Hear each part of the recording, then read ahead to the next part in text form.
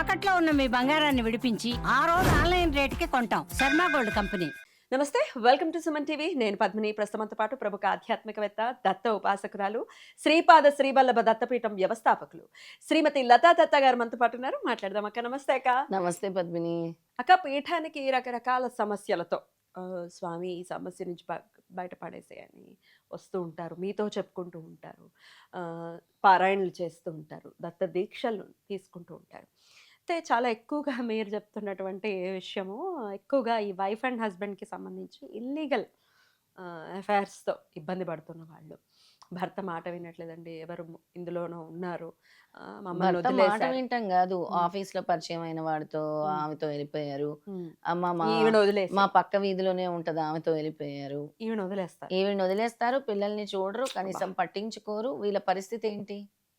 మేము ఏమో ఇట్లా చెప్తూ ఉంటారు కదా, ఆ, ఎన్ని ఇట్లా చాలా చాలా ఉమ్. ఎన్నని చెప్పాలి, వందల్లోనని చెప్పాలి. బా. వందల్లో జరుగుతున్నాయి, ఒకరిద్దరు కాదు. మా ఆయన ఉమ్. నన్ను చూసుకోవటం లేదు, మా ఆయన ఇంకొక ఆవిడతో అఫైర్లో ఉన్నారు, పిల్లల్ని నన్ను పట్టించుకోవట్లేదు, అసలు నా ముఖం కూడా చూడట్లేదు, నాతో మాటలు కూడా ఆడటం లేదు. అలాగే ఆ, కొంతమంది ఉంటారు, భార్య పిల్లల్ని వాళ్ళ ఖర్చులకి అది ఇస్తారు, వాళ్ళు చేసుకోవాల్సింది వాళ్ళు చేసుకుంటారు. రెండోది, మా మధ్య ప్రేమే లేదండి, అన్యోన్యత లేదు, సఖ్యత లేదు. లేదు. ఇంకొంతమంది కేవలం నన్ను డబ్బు కోసమే చేసుకున్నారు, అంటే ఏదో ఆస్తుందని చేసి ఆస్తుందని చేసుకున్నారు. మా ఇద్దరి మధ్య ఇంకేమీ లేదు. ఎంతసేపు నా డబ్బే కావాలి కానీ నేను వద్దు అనేవి ఉంటాయి. ఇంకా ఎలాగానంటే, అసలు ఎందుకు చేసుకున్నారో తెలీదు, ముందే ఆయనకు ఎవరితోనో అఫేర్ ఉందట, అయినా నన్ను చేసుకున్నారు. కొన్ని కొన్ని సందర్భాల్లో వాళ్ళకి తెలిసి కూడా చేసుకుంటారు, స్వయంకృత. స్వయంకృత అపరాధం. కొంతమంది తెలియకుండా అంటే మోసం చేసినట్టు అమ్మాయిని, తెలిసి కూడా కొంతమంది చేసుకుని కొంతమంది జీవితం తర్వాత- చేసుకొని తర్వాత అంతా లైఫ్ స్పాయిల్ చేసుకుంటుంటారు. మనకి పూర్వం చూసుకుంటే భార్యాభర్తలు, మన అమ్మ నాన్నలు, అమ్మమ్మలు, తాతగారులు తీసుకో పద్మిని, మొఖాలు చూడకుండా కూడా పెళ్లిళ్ళు చేసుకుని 90 ఏళ్ళ వరకు కలిసి ఉన్నారు. కలిసి ఉంటారు. ఆ ప్రేమ అనురాగాలు, నమ్మకం, ట్రస్ట్. ఇప్పుడు ఒకరంటే ఒకరికి నమ్మకం లేదు, ఒకరంటే ఒకరికి ఇగో. నెక్స్ట్, ఇద్దరూ సంపాదిస్తున్నారు, సంపాదించాలి అంటే సంపాదిస్తున్నారు, కానీ అక్కడ ఏమవుతుంది అని అంటే ఆ ప్రేమ అనురాగాలతో లేదు అక్కడ, అది ఒక బిజినెస్ లాగా అయిపోతుంది. హస్బెండ్ అండ్ వైఫ్ మధ్య calculations and equations, end of the day relation. Calculations and equations. అంటే ఇప్పుడు అలా అయిపోయాయి ఖర్చులు కూడా. అంటే పూర్వం అంటే ఏదో నడిచేది, వ్యవసాయాలు పండించుకునే వాళ్ళు, అలా 10 మంది పిల్లల్ని పెంచేవారు. ఇప్పుడు ఒక పిల్లల్ని పెంచాలంటేనే అవును. లక్షలతో వ్యవహారం అవుతుంది. అక్కడి నుంచి మొదలవుతుంది కదా. అక్కడేమో భర్త ఎప్పుడు దీంతో డబ్బు గొడవే అనుకొని మనశ్శాంతి, అంటే రకరకాల కారణాలు రకరకాల అనుకో. ఇంకా అవును ఇంకా మనం ఉండని చెప్పలేము, perceptions. రకరకాలు అట్రాక్షన్ లోపించటము, అండర్స్టాండింగ్ లోపించటము. ఇంకేమన్నా అసలు మార్గం ఉందా అక్క దీని నుంచి బయటపడాలి? ఎందుకంటే ధర్మం ఇమిడి ఉండాలి, లేకపోతే ఖచ్చితంగా అది ఇబ్బంది పెడుతుంది. ధర్మ మార్గంలోనే నడవాలి. నీ యొక్క రెస్పాన్సిబిలిటీ ఏంటి, నీ యొక్క మెయిన్, నువ్వు ఎందుకు వివాహం ఆడతావు ఒక స్త్రీని? భర్త పోషిస్తానని మాటిస్తాడు, భార్య పిల్లల్ని చూసుకుంటానని మాటిస్తాడు. భర్తదే బాధ్యత. పెళ్లి చేసుకున్నప్పుడు ఒక స్త్రీ చేయి పట్టుకొని నువ్వు నడిచినప్పుడు, తాలిబొట్టు కట్టినప్పుడు ఆ భర్తే పూర్తిగా, ఆ భర్తదే బాధ్యత. ఒక పిల్ల నీ దగ్గరకు వచ్చింది నమ్ముకొని అని అంటే భర్త చూసుకోవాలి. అలాగే భార్య కూడా తన అత్తింటికి వచ్చినప్పుడు, తను ఆ ఇంట్లో కోడలుగా వెళ్తున్నప్పుడు తన బాధ్యతల్ని సక్రమంగా నిర్వహించాలి. రైట్. అక్కడ మూడో వాళ్ళు ఎంటర్ అయినప్పుడు చాలా పెద్ద గొడవలు జరుగుతాయి. డెఫినెట్లీ స్మాష్ అవుతుంది ఏ కదా. భార్యాభర్తలకైనా ముందు గొడవలు వచ్చేది మూడో వాళ్ళతోనే. ఆ థర్డ్ పర్సన్స్ ఎప్పుడు మీ జీవితంలోకి ఇంటర్ఫియరెన్స్ అనేది ఉండకూడదు. ఇంటర్ఫియరెన్స్ అసలు జరగకూడదు. రైట్. మరి దీని నుంచి బయటపడాలని అంటే ఏదైనా మార్గం ఉందా అక్క? గుప్త లలిత సాధన ఉంది. గుప్త లలిత గుప్త లలితావస్య సాధన అని ఉంది. వస్య సాధన. ఓకే. అంటే పోయిన ఆకర్షణ తిరిగి వస్తుంది, భార్యాభర్తల మధ్య ఆకర్షణ వస్తుంది. ఇప్పుడు ఎలా అయిపోయిందంటే పద్మిని, సోషల్ మీడియా ఆకర్షణ ఎక్కువైపోయింది. ఇన్స్టాగ్రామ్ రీల్స్ లో చూసిన వాళ్ళందరినీ పరిచయాలు చేసుకొని, అందులో మెసేజ్లు పెట్టుకొని, అక్కడి నుంచి ఆకర్షణ పెరిగిపోయి గబ్బులేసిన భార్య మీద తర్వాత. ఆకర్షణ పోయి బయట వాళ్ళ మీద ఆకర్షణ. అలాగే ఈ భార్యలు కూడా భర్తల మీద ఆకర్షణ పోయి బయట వాళ్ళ మీద ఆకర్షణ ఎంత పెరిగిపోయి ఇబ్బంది ఎదురవుతుంది ఫ్యూచర్ లో. అక్కడ కన్న పిల్లలు ఎందుకు వాళ్ళని కన్నారో తెలీదు, వాళ్ళని పట్టించుకోరు. ఇక్కడ మినిమం ఎథిక్స్ లేవు, భయాలు లేవు, కుటుంబ పెద్దల భయం లేదు, ఏమీ లేవు. ఇప్పుడు అంటే మా వరకైతే కుటుంబ పెద్దలన్నా తల్లిదండ్రులన్నా ఎవరన్నా గౌరవం, వాళ్ళు చెప్పినట్టే వినాలని. ఇప్పుడు అవన్నీ తీసి పక్కన పెట్టేస్తున్నాం.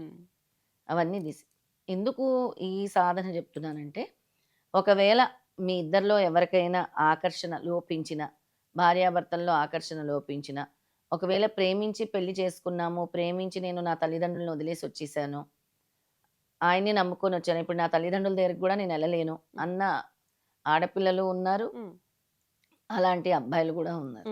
అవును. చాలా మంది ఉన్నారు అలాంటి వాళ్ళు కూడా. వీళ్ళందరి కోసం ఈ సాధన. ఓకే, ఏం చేయాలక్క? ఈ సాధన ఏం లేదు, దీనికి ఉపయోగించాల్సింది ముఖ్యంగా గులాబీ పూలు. గులాబీ. గులాబీ పూల మీద కూర్చొని చేయాలి సాధన. ఓకే. గులాబీ పుష్పాలు, పుష్పాల్లో కూడా రకరకాలు ఉంటాయి కదా, పింక్ ఉంటుంది, రెడ్ ఉంటుంది, ఏ కలర్ తీసుకోమంటారు? Red or pink. Red or pink. Okay. Red or pink గులాబీ పుష్పాలు తీసుకొని దాన్ని చక్కగా వేసుకొని వాటి మీద మీరు కూర్చొని వాటి మీద కూర్చొని మ్మ్. దీపం వెలిగించుకొని, గులాబీ పూల మీద కూర్చొని దీపం వెలిగించుకోవాలి. ఆవు నెయ్యి దీపం వెలిగించుకొని 16 రోజుల పాటు నేను ఏదైతే మంత్రం చెప్తానో ఆ మంత్రాన్ని జపించుకోవాలి. 16 రోజులు జపించుకోవాలి.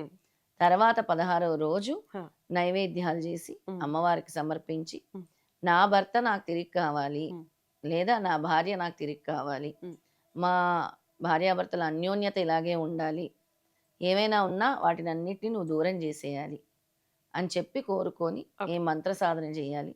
రోజు 108 సార్లు చేయాలి, 16 రోజులు చేయాలి. ఓకే, ఆ మంత్రాన్ని ఇప్పుడు చెప్తాను. తప్పకుండా. ఓం శ్రీమత్ లలితాంబికే మమ వాంఛితం వశ్యం భవ స్వాహ. అంతేనా? అంతే.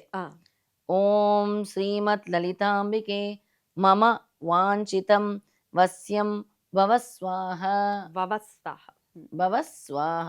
108 సార్లు. 108 సార్లు శుక్రవారం రోజే ప్రారంభించాలి. ఎప్పుడు పడితే అప్పుడు కాదు. సమయం శుక్రవారము, అది కూడా ఉదయం తెల్లవారుజామునే బ్రహ్మముహూర్తంలోనే ప్రారంభించాలి. ఓకే. అలాగే గులాబీ పువ్వులపై కూర్చొని దీపం వెలిగించి ప్రారంభించాలి. 108 సార్లు 16 రోజులు చేయాలి. 16వ రోజున శుక్రవారంతో మొదలు పెట్టుకుని కంటిన్యూస్ గా 16 డేస్ చేయాలి. 16వ రోజున పసుపు కుంకుమ పులిహోర, పసుపు కుంకుమలు కూడా పెట్టుకోవాలి. కొంతమంది ముత్తైదువులకి పసుపు కుంకుమ ఇచ్చి దక్షిణ తాంబూలాలు ఇచ్చి సువాసినీలకి, ముఖ్యంగా సువాసినీలు పూజ చేసి పులిహోర నైవేద్యంగా ఇవ్వాలి. వచ్చిన వాళ్ళకి పులిహోర, నీకు తగినంత రవికల గుడ్డ అంటారు కదా, జాకెట్, బ్లౌజ్ పీసు, లేదా నీకు ఏది వస్తే అది సువాసిని పూజ ఖచ్చితంగా చేసుకోవాలి. పులిహోరని అమ్మవారికి నివేదన చేయాలి. 16th డే మాత్రమే చేయాలి. 16th డే మాత్రమే ఈ సువాసిని పూజ చేయాలి. మళ్ళీ శుక్రవారం వచ్చిందనుకో లక్కీ, అంటే 7 వస్తాయి. 2 శుక్రవారాలు వస్తాయి. రెండు శుక్రవారాలు వస్తాయి. కోరిక నెరవేర్చే శక్తి వస్తుంది. మీ కోరిక, అలాగే మీరు కోల్పోయిన ఆకర్షణ కూడా తిరిగి లభిస్తుంది. సంకల్పం చెప్పుకోవాలి. ఇట్లా సంకల్పం తప్పకుండా చెప్పుకోవాలి. ఏదైతే మీరు కోరుకుంటున్నారో మీ భర్త నుంచి ప్రేమో, లేదో మిమ్మల్ని చూడాలనో, మిమ్మల్ని మీ పిల్లల్ని చూడాలనో, ఆ సంకల్పం చెప్పుకొని చేయాలి. అయితే ప్రతిరోజు గులాబీ పూలు ఫ్రెష్ పెట్టుకోవాలి, వాటి మీద కూర్చొని చేయాలి. తర్వాత గులాబీ పూలని బయట అంటే నిర్మాణంలో పడేయచ్చు. రైట్ అక్క, చాలా బ్యూటిఫుల్ గా ఎక్స్ప్లెయిన్ చేశారు. ఖచ్చితంగా ఇది ఉపయోగపడి అమ్మవారి లలితాదేవి యొక్క కృప చేత భార్యాభర్తల మధ్య ఈ అన్యోన్యత పెరగాలి. వాళ్ళు మాత్రమే అంటే అధర్మం వైపు కాకుండా ఈ ధర్మ మార్గంలో ఉన్న వాళ్ళకి ఖచ్చితంగా ఉపయోగపడాలి. అధర్మం వైపు ఎందుకు ఉపయోగపడుతుంది అంటే వీళ్ళందరికీ తెలియదురా పద్మిని. మూడో వ్యక్తి వచ్చి ఒక సంసారాన్ని కూల్చేస్తే అది ఎంత పెద్ద నేరమో వచ్చే జన్మలో తెలుస్తుంది. ఏమవుతుంది? భార్యాభర్తల్ని విడదీసిన వాళ్ళకి వెంటనే వాళ్ళ భర్త వదిలేయటమో మరు జన్మలో, లేదా భర్త చనిపోవటమో, లేదో సంతానం కలగకపోవటమో, ఇలాంటివి ప్రమాదకరమైన, అంటే పెద్ద పెద్దవే ఉంటాయి. అలా ఇంకా తను జీవితాంతం అలాగే ఉండాలి కదా. అందుకని అలాంటి పెద్ద శిక్షలు భగవత్ పురాణంలో ఇలాంటివన్నీ కూడా చెప్తున్నారు స్వామి. రైట్. చాలా చక్కగా తెలియజేశారు. కృతజ్ఞతలు. నమస్తే అక్క. జై గురుదత్త. శ్రీ గురుదత్త.